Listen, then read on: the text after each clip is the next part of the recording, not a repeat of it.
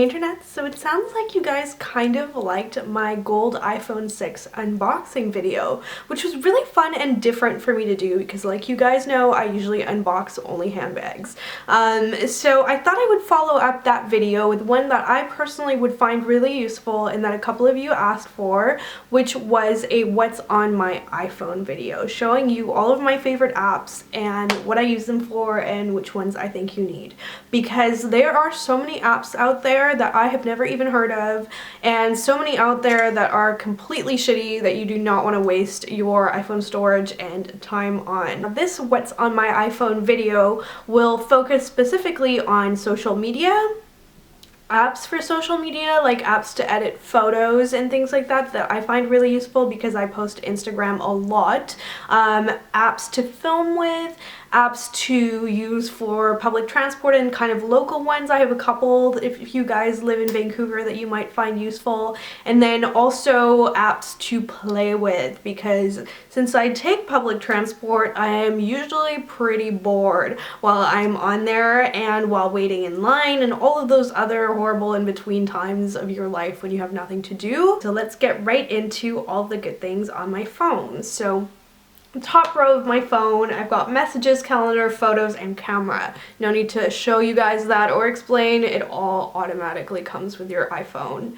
After that, I have weather, contacts, notes, and clock. I use a notes app to record really important information that I need to know and that I might not have time to otherwise store, like for example, people's phone numbers, addresses, things like that. I find it really, really useful. So I really like that. Then there's settings, Facebook, Twitter, and Pinterest. Those are the kind of main well-known ones, hey? So Facebook is really nice for me in that I get to keep in touch with friends from university. Since I went to university abroad, it really is almost the only way I keep in touch with a lot of friends from when I was at uni, and so it's nice for that, but otherwise I don't really post to it a lot. I focus pretty much all my posting energy on Facebook, Instagram, and my blog, elleflorence.com, and once I've done all of that, I'm exhausted. So nothing really comes from me in a public way on Facebook, but I use it to privately keep in touch with people and see what they are also broadcasting about their lives and, you know, the general sort of method of creeping on people. Then after that, I've got two apps that I use for exercising and I group those together. So I have RDIO and I have Strava. RDIO is a radio service. It's pretty expensive to get the full subscription for them, but you can share it. So actually my boyfriend pays for it and then I basically just take advantage by using it too. I really like it for when I go running. Pretty much like every song ever except for Taylor Swift is on there, which is unfortunate, but otherwise it's really good just to kind of experience different types of music that you might not purchase for yourself otherwise. Then I have Strava, and Strava is pretty much a running app, I think, or at least I only use it for running, and it just basically looks at where you go if you have your phone on you, how fast you go, and it's just a really useful way of keeping track of your performance, especially if you have specific fitness goals. I don't use any other fitness apps. I know there are a lot of them that are super popular, some of them free, some of them expensive, in terms of tracking what you eat, how many steps you take, all of that. I would like to try some, maybe, like if you guys have a good one that you really love, please leave it in the comments below, but otherwise I feel like it can get just kind of borderline obsessive in terms of tracking everything you do and eat and breathe in terms of calories. It's just kind of exhausting to me, like the idea of that. So then I have the WordPress app, which is super important in terms of keeping an eye on my blog, on comments, on posts. Sometimes I'll proofread my posts on here. I won't actually post directly from my phone though, because I want to make sure everything looks super polished, which I can only really do on a computer. Then I have the YouTube Studio app. If you're not a YouTuber, you don't need this, but if you are a YouTube creator, this is actually super useful. It has all your analytics, your comments. I replied to most of your comments from my phone. It really enables me to be proud of my track record in terms of communicating with you guys. If you have a question and, you know, it's clearly made on a video that's not ancient, I will like 98% sure answer it. I really try and be good about that. A regular YouTube app, which I use to sort of take a look at my subscriptions, and it also shows me my subscriber count really easily. It's just like, it's got less stuff on it than the creator app, so it's kind of useful for that, but I don't use it as much as the creator app. Then I have Google Maps, because the regular apps map that comes with your phone is terrible. It's wrong all the time. I have gotten lost in my own town so many times using the app. So finally I just downloaded Google Maps, and it's so much better.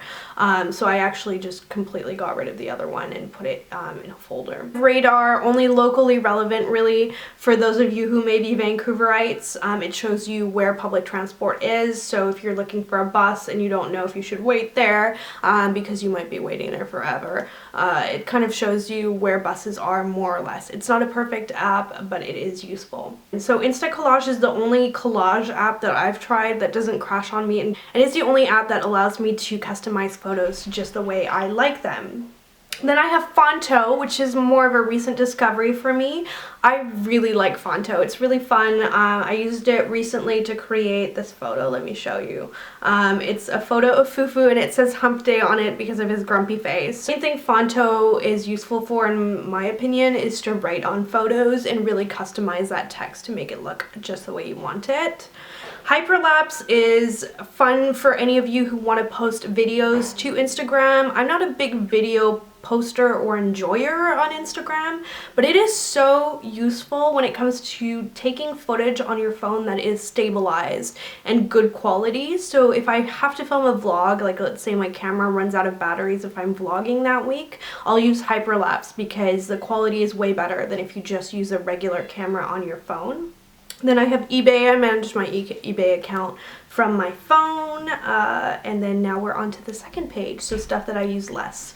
So going through that quickly, I have Mail Online, so I can read gossip, which is, you know, not a great reflection of my character that I like to read celebrity gossip, but I mean, I'm not alone in that, am I? So then I have the Yellow Cabs app, again, really locally relevant for the most part. It's just used to order taxis. I'm sure whatever city you're in has an equivalent probably.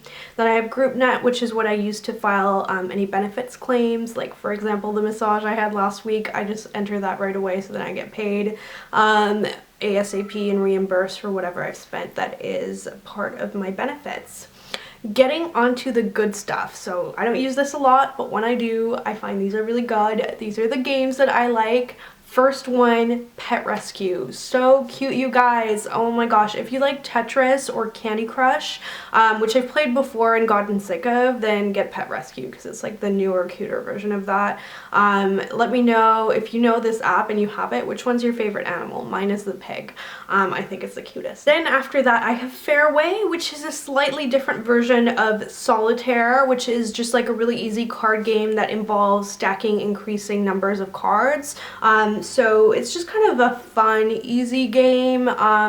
It's a really nice version of it. It's very clean. It's a little bit different from the original Solitaire, but it's not overly complicated, which I like. Spherik, and Spherik is a kind of game that if you play it for too long, you will get cross-eyed and frustrated and angry.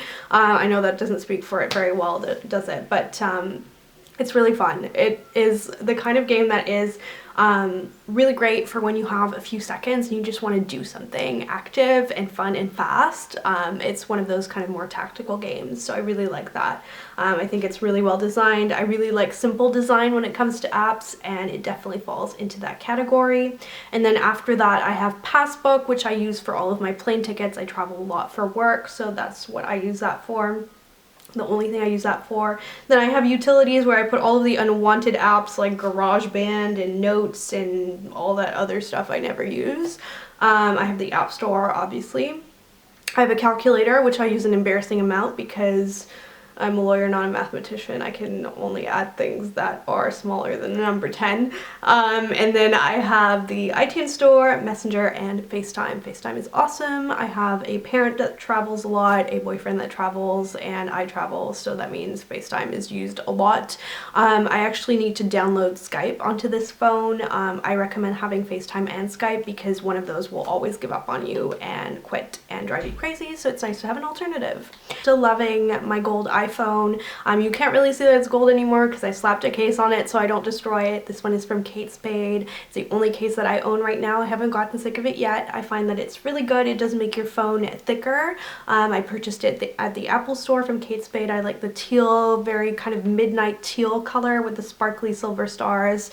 It's very me and cute and practical. So that is it for this iPhone update. What is on my iPhone video? I hope that you guys found this video kind of fun and different. Make sure you leave down below your favorite apps because as you've probably gathered from this video, you know, I'm not the most sophisticated person when it comes to knowing the good apps that are out there. So if it comes to games, practical things, social media, whatever it is that you love and think everyone should have, let me know so I can get it too. Thank you so much for watching and I will see you in my next video. Bye!